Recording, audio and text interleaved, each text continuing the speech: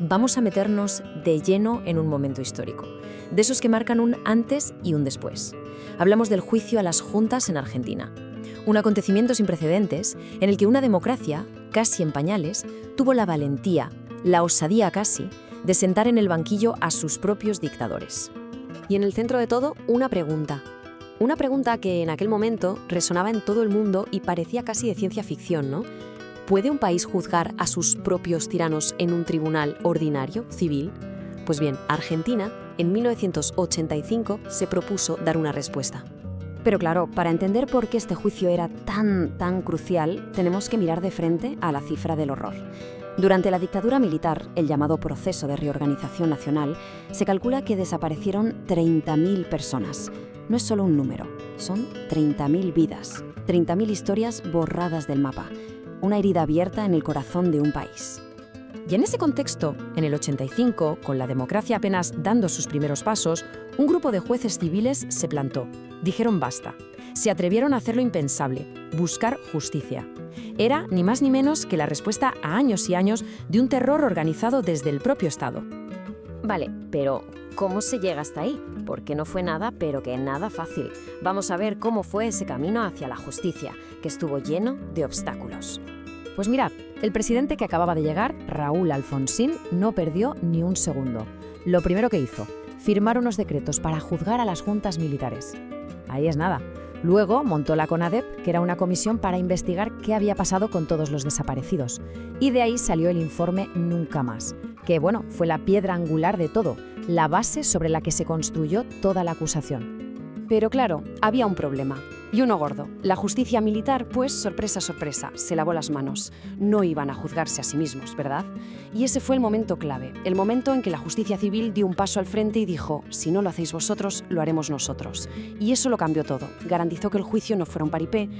Y es que este juicio no fue solo de papeles y abogados. No, el verdadero corazón, lo que de verdad sacudió al país, fueron las voces del horror. Porque por primera vez los supervivientes iban a contar su historia ante un tribunal y ante el mundo entero. 833. Es que hay que pararse a pensar en la cifra. 833 testigos, cada uno con su historia, cada uno un trozo de ese puzzle del terror. Imaginaos la sala del tribunal, día tras día, escuchando esos relatos. Toda la sociedad argentina estaba pegada a la radio, escuchando por fin lo que durante años solo se había susurrado.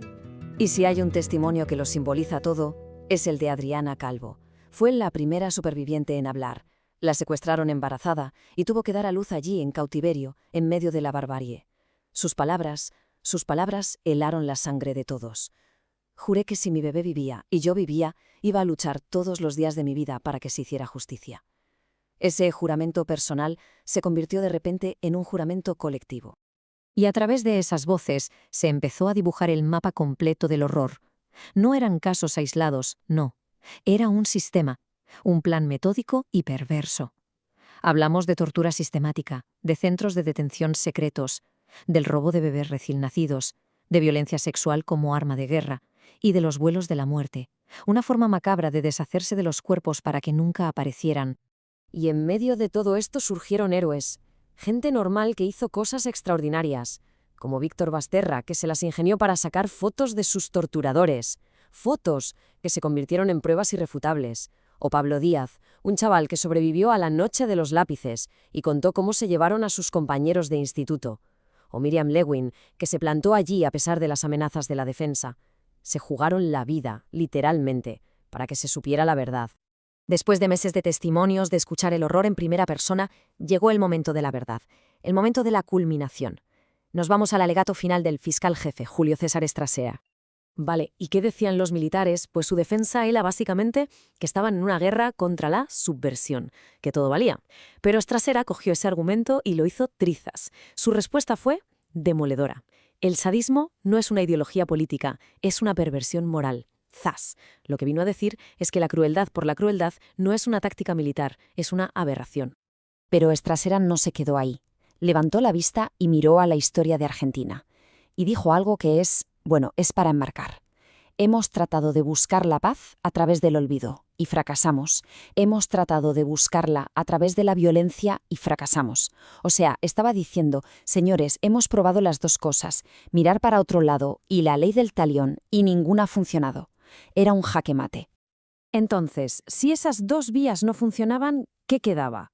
Pues Estrasera puso sobre la mesa una tercera vía, una propuesta para refundar el país casi, y era esta: fundar una paz basada no en el olvido, sino en la memoria, no en la violencia, sino en la justicia. Sencillamente brillante. Estaba proponiendo construir sobre cimientos nuevos, verdad y ley. Y llegó el final, el remate de su discurso. Unas palabras que, todavía hoy, ponen la piel de gallina. Con una humildad increíble, dijo algo como: «Miren, señores jueces, la frase que voy a usar no es mía, es de todo el pueblo». Y entonces, mirándolos a los ojos, pronunció las dos palabras que lo cambiaron todo. «Señores jueces, nunca más». La gente en la sala, los que estaban fuera, fue una explosión. Era el grito de todo un país. El juicio acabó. Se dictó sentencia, pero la historia no termina ahí, ni mucho menos. Los ecos de ese nunca más resuenan hasta hoy. Así que vamos a ver qué pasó después, cuál es el legado real. La sentencia salió en diciembre del 85. El resultado, pues de los 9 peces gordos, 5 fueron condenados. 2 de ellos, los cabecillas Videla y Masera, a cadena perpetua. Es verdad, otros 4 se libraron. No fue una victoria perfecta, claro que no, pero fue un paso de gigante, histórico. Pero quien piense que ahí se acabó la historia, se equivoca de lleno. La lucha fue larguísima. Esta cronología es como una montaña rusa. Poco después del juicio, las presiones de los militares consiguieron que se aprobaran leyes de impunidad, indultos. Básicamente, intentaron tirar todo el trabajo por la borda. Pero la gente no se rindió, y gracias a esa lucha constante, en 2003 se anularon esas leyes y los juicios volvieron a empezar. Una pelea que, ojo, sigue viva a día de hoy. Y el impacto de todo esto no se quedó en Argentina, Fue mundial. Pensemos, era la primera vez que un país, por su cuenta y riesgo, sentaba a sus dictadores en un banquillo civil. Creó un modelo a seguir. De hecho, hay expertos que hablan de la cascada de la justicia, para referirse a cómo, a partir de ahí, empezaron a surgir juicios parecidos por todo el planeta. Argentina abrió la veda. Y todo este recorrido nos deja flotando una pregunta, una que sigue siendo súper relevante hoy en día. ¿Qué papel juega la memoria para construir una paz que de verdad dure?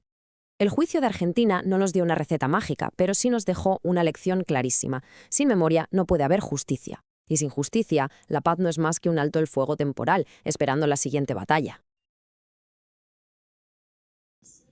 Ey, ey, ey, ey, este es el final del video, no olviden darle me gusta, suscribirse, compartir, la investigación es totalmente mía y gracias por quedarse viendo hasta el final de este video.